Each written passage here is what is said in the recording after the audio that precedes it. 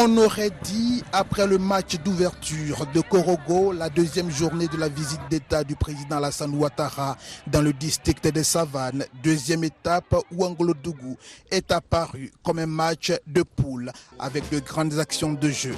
Honneur militaire à l'entrée de la ville, sur les ailes de la musique de la garde républicaine, le drapeau de l'État et sa garde, 3 sections du 4e bataillon de Korogo, 2 pelotons de l'école de gendarmerie de Torogu et d'Aloa, le tout sous les ordres du chef de bataillon Soro Draman, commandant du bataillon de sécurisation de l'Est, BSE.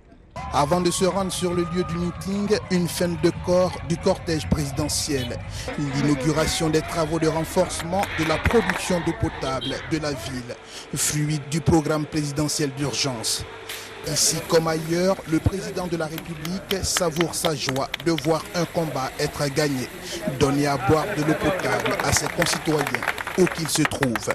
Une action qui n'a pas manqué de commentaires. J'étais là au nom du ministre Patrick Haché, empêché. Il est heureux de faire des heureux. Ouangolo disposait de 400 mètres cubes d'eau par jour pour plus de 30 000 habitants. Cette ancienne station ne pouvait plus permettre aux populations de disposer d'eau comme il se doit. Donc, grâce au programme présidentiel d'urgence, une nouvelle station a connu le jour et a une capacité de plus de 800 mètres cubes par jour.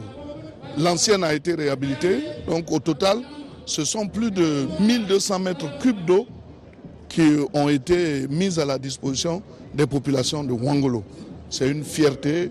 Après cet acte, c'est avec le cœur léger, sentiment d'avoir apporté quelque chose de significatif à une population qui en avait tant besoin, que le président Alassane Ouattara s'est rendu sur le lieu du meeting tout en saluant une population venue nombreuse lui souhaiter Fotamanan, y danser, Akwaba, bienvenue.